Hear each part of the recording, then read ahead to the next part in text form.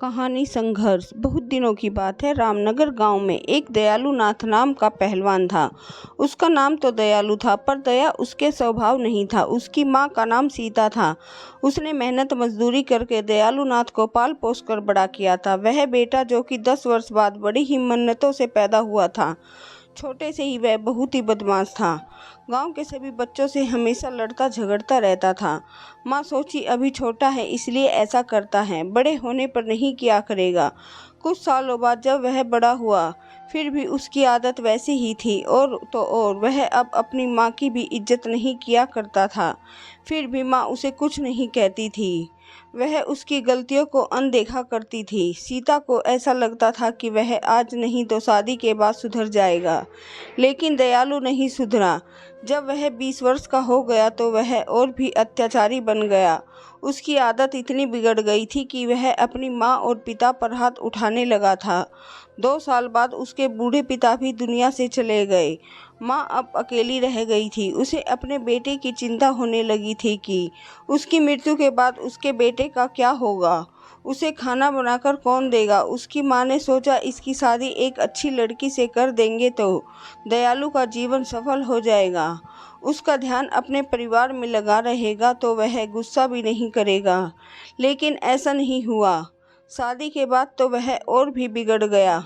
पत्नी पुष्पा और अपनी सास देविका, जो कि 2 दिन के लिए अपनी बेटी के घर पर मिलने आई हुई थी, उसे भी एक दिन दयालु ने शराब के नशे में आकर मारा और गाली गलौज किया। बेचारी पत्नी क्या करती। वह गरीब परिवार से थी और ज़्यादा पढ़ी लिखी भी नहीं थी, इसलिए वह चुप रही। कुछ महीनों बाद उसकी बूढ़ी माँ की भी मृत्यु हो गई। 4 साल के अंदर पुष्पा ने 3 बच्चों को जन्म दिया। दयालु उन बच्चों को भी मारा पीटा करता था। पुष्पा यह गम सहती गई और कुछ न कह पाती थी। नौकरों की तरह घर के सारे काम किया करती थी। रात को भी वह चैन की सांस नहीं ले पाती थी। उसका पति शराब पीकर आता और मारा करता था।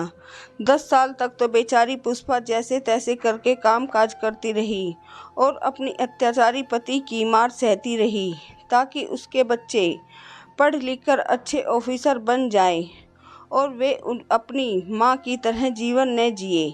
भगवान की कृपा और पुष्पा की मेहनत रंग लाई। जो कॉलेज में पढ़ती थी वह MSc सेकंड ईयर में प्रथम आई। उसकी माँ का सपना पूरा होने लगा था।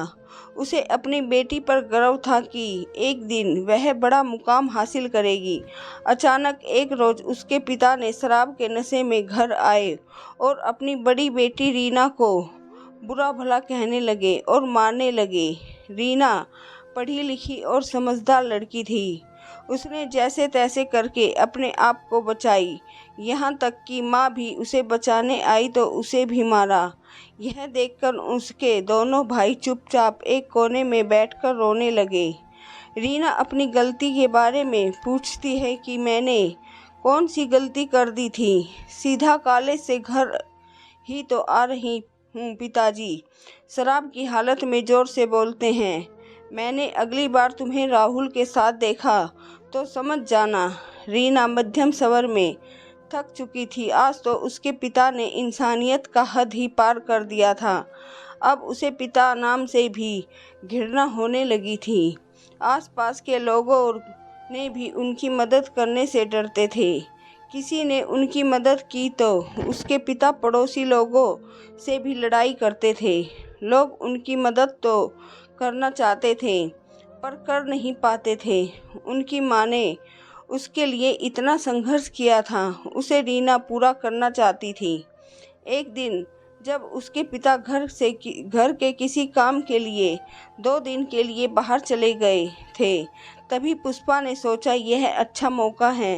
रोज रोज के झगड़ों से तंग आकर पुष्पा ने रीना की शादी अपनी सहेली के बेटे राहुल से, जो कि उसकी ही कक्षा में पढ़ता था, उससे करा देती है और अपनी बेटी को इस नर्क से निकाल देती है। उसी रात रीना और राहुल उस गांव से चले जाते हैं और नागपुर शहर में जाकर अपनी आगे की पढ़ाई करते हैं। घर पर जब उसके पिता को यह बात पता चलती है तो हमेशा की तरह फिर से लड़ाई होती है।